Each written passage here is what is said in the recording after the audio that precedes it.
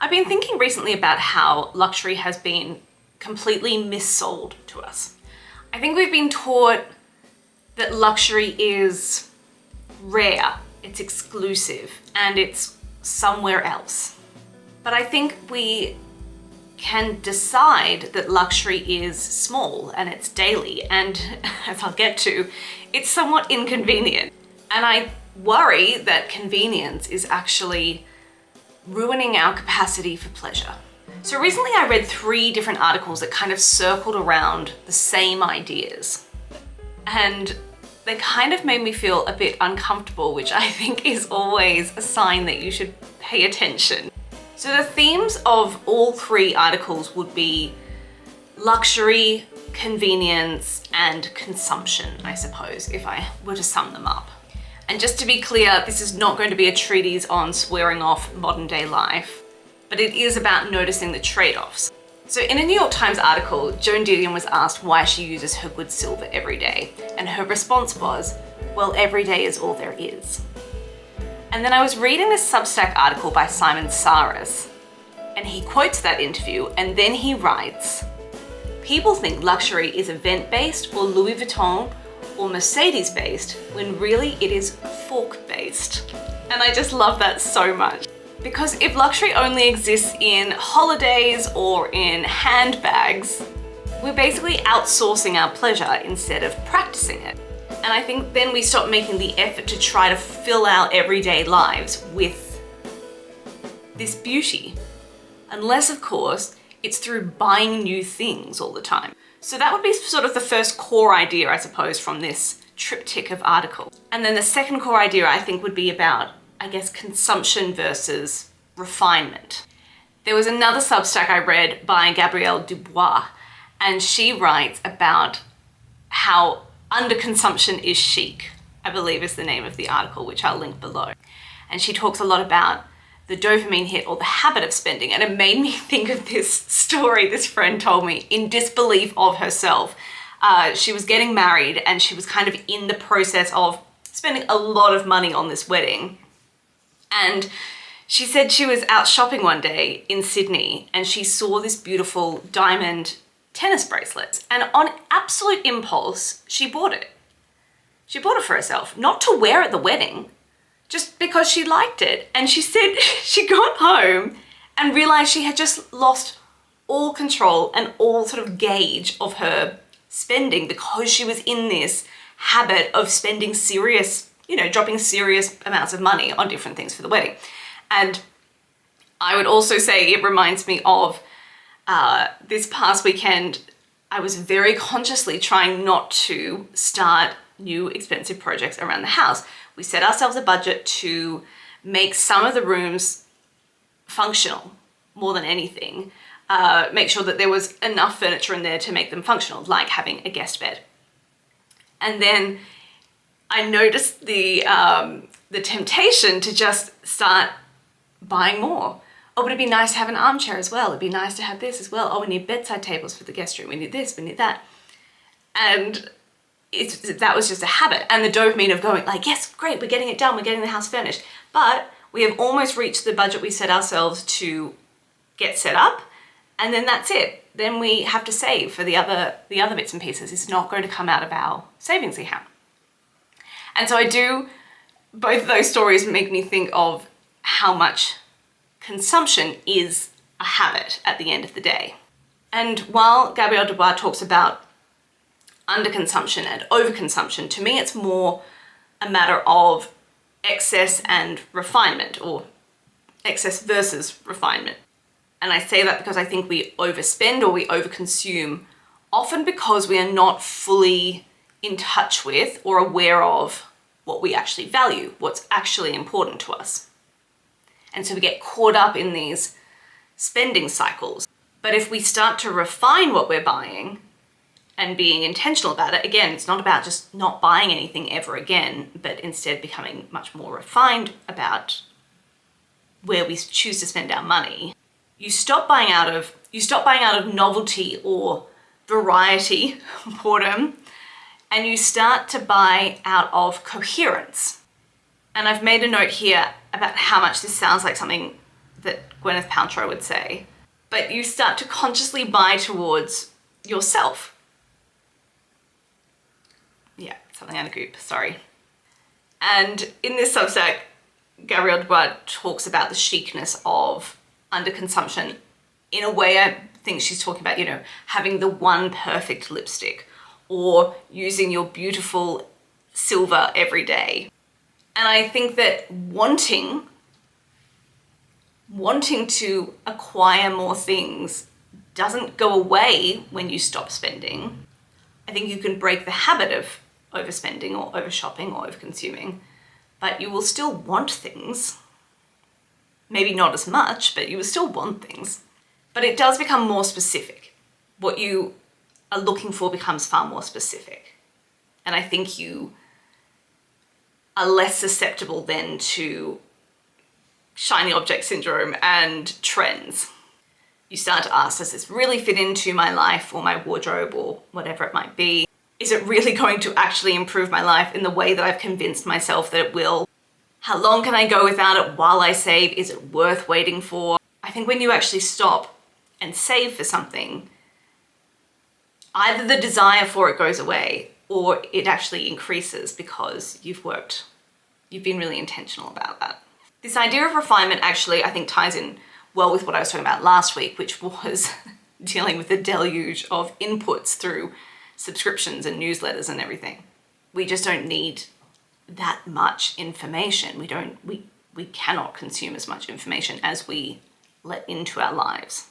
And I do believe there is a lot of joy in, instead of having an inbox full of 100 newsletters that you're going to try and sit down and read on a Saturday morning, just reading one or two that absolutely light you up and you love this column or this YouTuber or whoever it might be, and you are really intentional about sitting down and enjoying what they have produced. And I think that brings me pretty nicely to, I think, what is the third core concept of these articles, which is really about convenience and the thinning of pleasure. We love beauty and luxury because beauty is supposed to gratify our senses. It's supposed to. But when we lose our attention to detail or our attention full stop, I think it can't do that job. And I think that is why we are always craving a little bit more. So Simon Sarris, in that first Substack that I mentioned, he wrote this: eating a boiled egg is 6 grams of protein and 5 grams of fat. Eating a boiled egg from a nice egg cup with a little spoon on a picnic blanket outside is a lusty experience. And I just love that so much. He goes on to say that it's an essential belief, a core belief of his, that we should treat pleasure as a skill. Something, he writes, that can be learned, cultivated, and appreciated. And I think that this is where these two articles come into intersection with another really interesting article, which is about friction maxing. So Catherine Hazen-Morton is a columnist for The Cut, and she writes a modern parenting column, which would not normally be on my radar, but this article kept coming up. She wrote this article called "In 2026, We Are Friction Maxing." And so friction maxing is this term that she has coined. And her point is that life is now so oriented towards distraction and avoidance, and that tech companies have somehow convinced us that everything is just too hard and too inconvenient. And she writes this: reading is boring, talking is awkward, moving is tiring, leaving the house is daunting, thinking is hard, interacting with strangers is scary. These are all frictions that we can now eliminate easily, and we do. And then she goes on to say that we all just really need to rebuild our tolerance for inconvenience, which is often not even that inconvenient. Reading her list of suggestions of things that we need to kind of get over made me uncomfortable. There were a few I was like, no, please don't take that away from me. I would really miss that. But I think that's the point. And we don't need to be purist about it, which I'll get back to, but it's just a few suggestions. And if you are a parent, I'm going to say this is probably far more uncomfortable for you to read, because it's not just about you personally, it's going to be about your parenting and your kids. As I say, it's a modern parenting column. But it's a really loving, hard-ass article, and I really enjoyed it. Simon Sarris talks about what he calls the atmospheric neutering of life and spaces.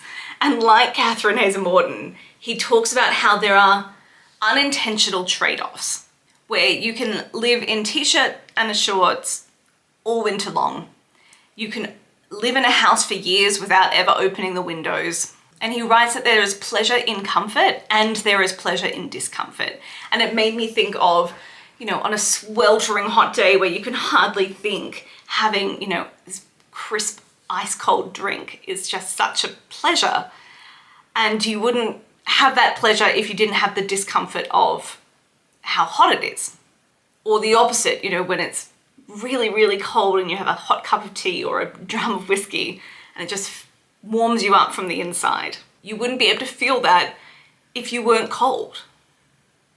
And if you live in a house or an apartment that is just constantly climate controlled, you miss out on as much pleasure of discomfort as pleasure of comfort.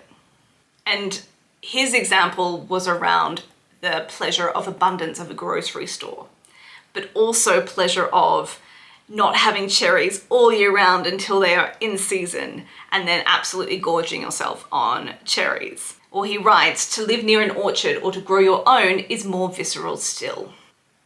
And his concern is that we're growing unaccustomed to viscerality and that life is getting a bit too antiseptic. And he writes that our surface for pleasure is thinning. Just some fantastic phrases there. And as I said at the beginning, none of this is about swearing off conveniences, but it's being careful of its overreach.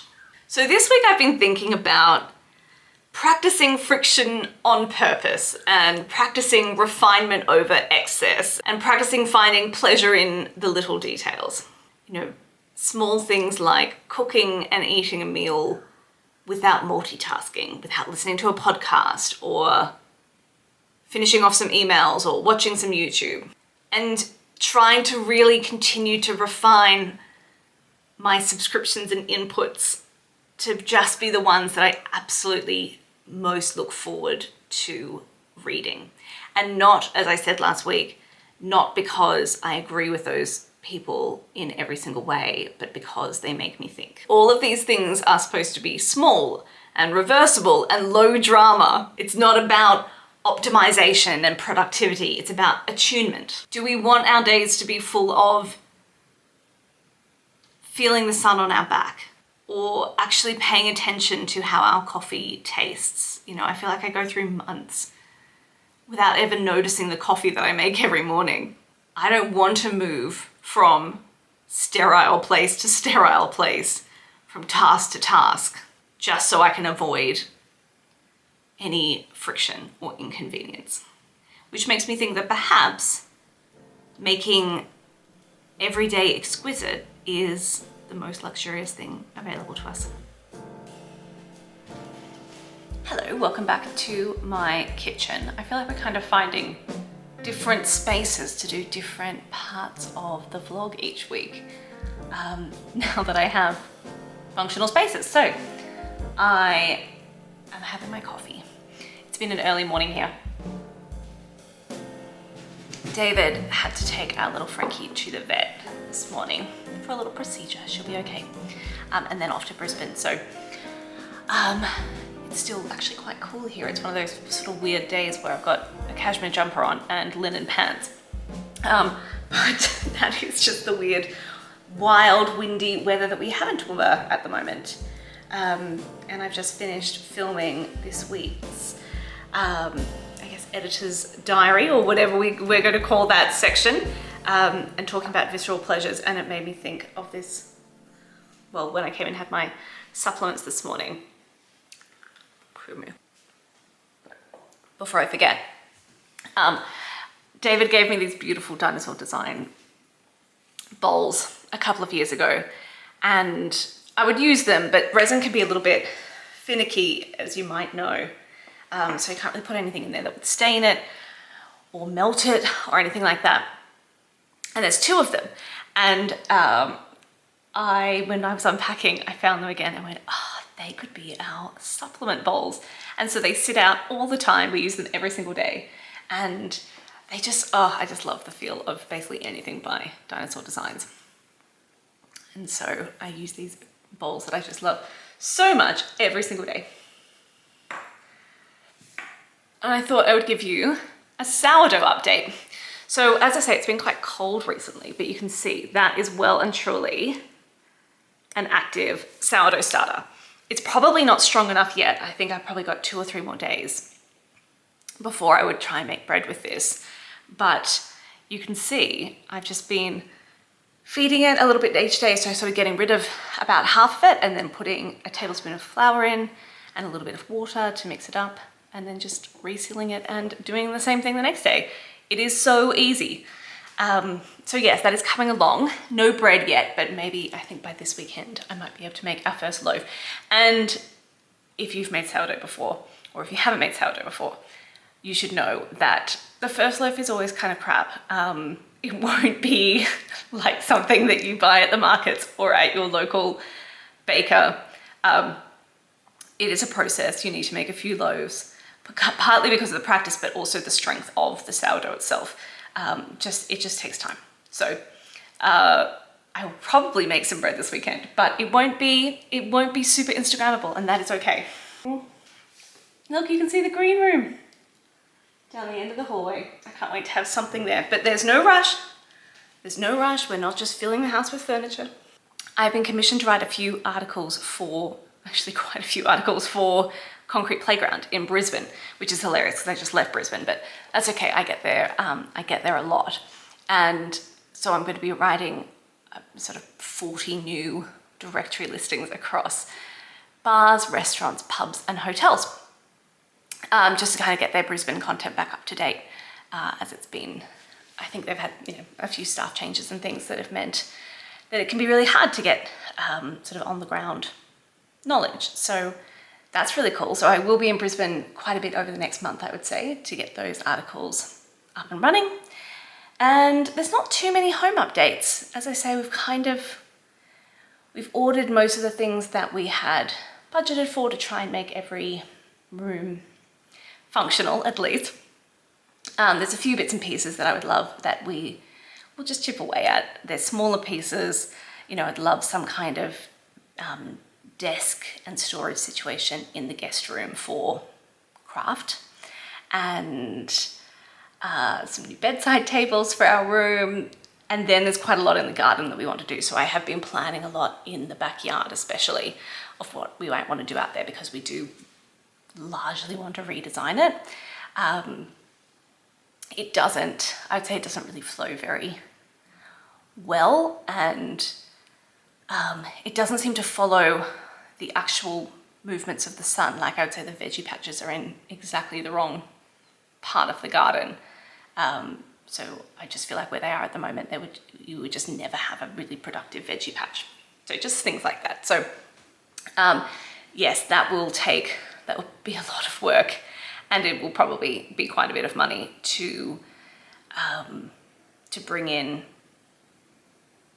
new ground cover, and all of those sorts of things, let alone the plants. So we first of all need to do a lot of clearing. So that will probably wait for next month when it cools down a little bit. And then a couple of purchases that are not very interesting. So I have a new bin, a great kitchen bin, which sounds like a small thing, but when we moved in, we realized there was no bin in the kitchen. I thought there would be one integrated, and it hadn't occurred to us. So we have been making do, but I wanted something that would be attractive enough to be left out, but also highly functional. And for that, I basically go straight to Joseph, which is never the cheapest option, but it's always so well designed. They do have very, very good designers at Joseph, and I always find that their products last a long time and are just very, very functional. And also some knife storage. We had our knives literally just thrown in the big utensil drawer. Now we have a great knife storage situation, which makes a nice difference. It doesn't feel quite so hazardous to open the utensil drawer. There's the life updates. Work's going well. Dave's in Brisbane today. to fulfill some orders and see some clients. And I'm feeling very productive because we've had such an early start. I have been able to do all of this filming before work even begins. So I will show you a few bits and pieces, and I will see you another time for live curriculum. So this is the Joseph bin. And so this little section here is actually odor control. And so this half is the bin. You can't really see it well here. And then this half actually opens out, and this is our recycling. And they have these liners in here, so you can just take the liners out to the bin without the whole thing. This comes out separately. That needs to be taken out, obviously. And then this is just a flip top. Anyway, it is so well designed. And I think it looks pretty good. And then to complement my Joseph bin, I have this new wine rack. Oh my gosh, I keep saying wine rack. This is our new knife rack. And I don't know where all of our knives are. That's a bit scary. We normally have this absolutely full of knives, ex-chef household and all. So you can see there's sort of two levels. Anyway, that obviously all needs to be still organized, but that looks great. We'll just cut all of that out. Looks great. I am going to show you my most aesthetically pleasing mug.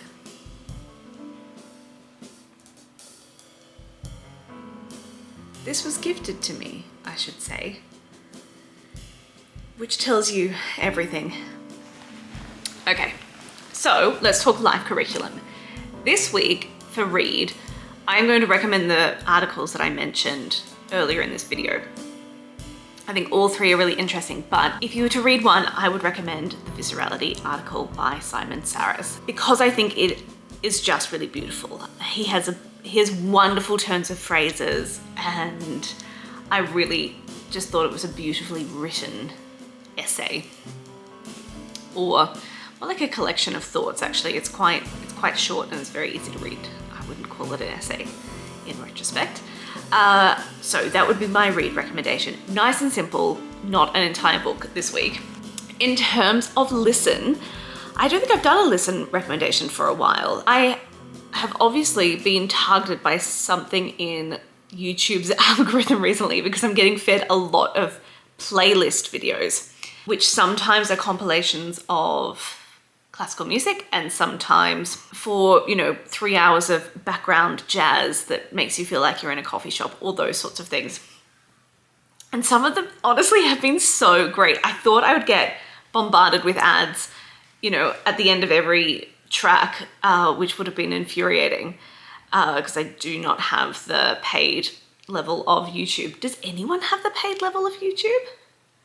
I don't think I know anyone who actually pays the subscription for YouTube, actually, come to think of it. I've just gotten used to the ads.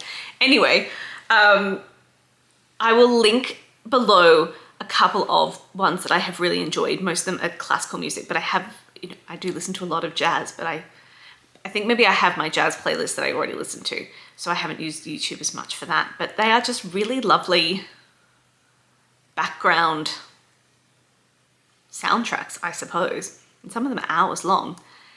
So that's my listen recommendation, is have some beautiful, simple background music that you just play every day.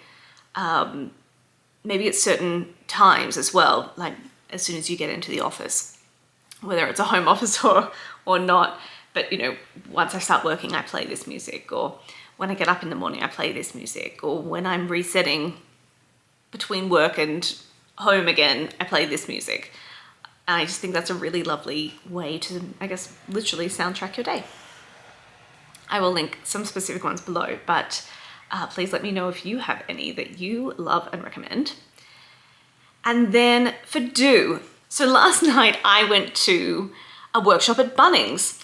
I had been at Bunnings, as I always am at the moment, and I saw this sign for a free gardening workshop, and there was very little information about it except something about permaculture, which I'm interested in. And it was free, so I just said, okay, fine, I will spend an hour on my Tuesday night going to that. And I was very surprised, but David wanted to join as well. So we both went, which was lovely. We went a little bit early so we could browse. There's nothing like browsing at Bunnings when you have a house that you're renovating. So we got some, you know, some paint samples. I got some trim for the sitting room for this room, which means that I actually now need to finish off the trims of this room. And, you know, a laundry basket and all of those boring, but actually really, they're actually just nice little, in terms of dopamine hits, you can buy an armchair, you can buy a laundry basket, and they'll both give you a dopamine hit. So I'd buy a $7 laundry basket on a Tuesday night, more than I would recommend buying an armchair on a random Tuesday night. Anyway, when we got to the section of Bunnings where the presentation was going to be, there were 6 ladies in their late 70s, probably more like their mid to late 80s. And David looks at me and he's like, what have you brought me to? Like, I don't know. It was just a thing. Just bear with me. Anyway, very soon, like 15 other people arrived. Most of them a little bit older. I'm sure I was the youngest person there. It doesn't matter. And what it ended up being was a presentation by the president of Permaculture Toowoomba, which is like the permaculture association locally. And so she was sharing some of her thoughts on permaculture. And then the presentation itself was actually about perennials and how the backbone of your garden not necessarily should be perennials, but can be perennials. And one of the really interesting things, and she brought lots of cuttings from her own garden, and she was saying she's recently gone from having 5 acres to sort of downsizing, and now is on a 400 square meter block or something in town, and is trying to adjust her garden accordingly. But she was very generous, and she bought all of these cuttings, which she was, you know, just giving to anyone who wanted them.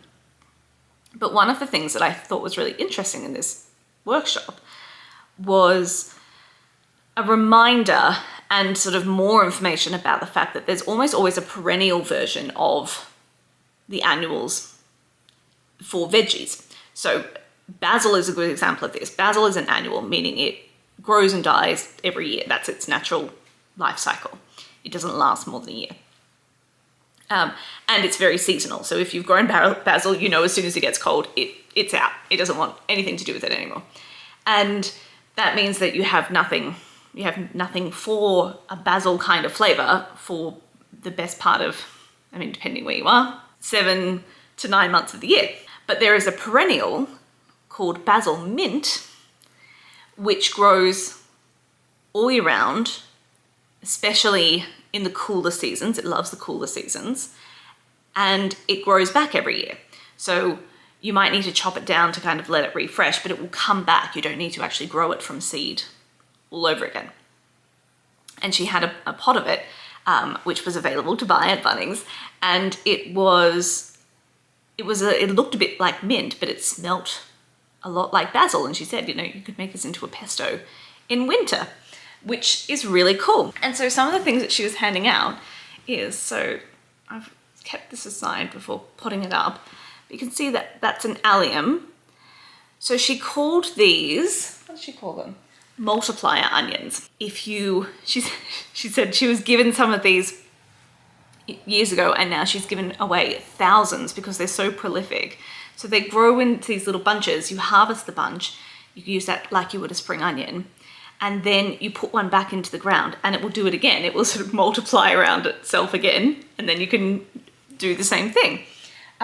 So one should be enough to get me started, which is so cool. And then the other thing were these beans, which are so intriguing looking. So these are Madagascar beans. They're actually really attractive, I think. And she said she's never seen them for sale. I'd never heard of them. So she gave a little seed packet. But she said, you know, we should be able to pop those in the ground and they will grow like any other bean, but they are perennial. And most beans are not. And you can eat them fresh, like kind of like not quite like a broad bean, I guess. Maybe a little bit like a broad bean. You can eat them fresh, or you can dry them out and they become like a bologna bean or something like that, that you might use as a dry ingredient in stews or something like that. So a really good pantry staple. So, I mean, having some little prezzies at the end was even better, but it was just fun to go and do a little workshop. This one happened to be free and very, very low stakes. You know, it was a free 1 hour, it was 45-minute presentation at Bunnings on a Tuesday night. But I would encourage you, I suppose, to just find something to go and learn a little bit about, or to just something a little bit outside your norm. You never know where it will take you.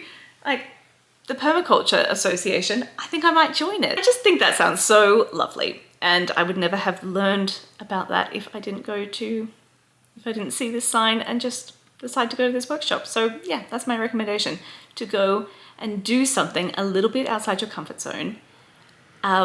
Preferably something really low stakes. Like absolutely go and do a $500 paper marbling workshop if you want. I definitely want to do that as well.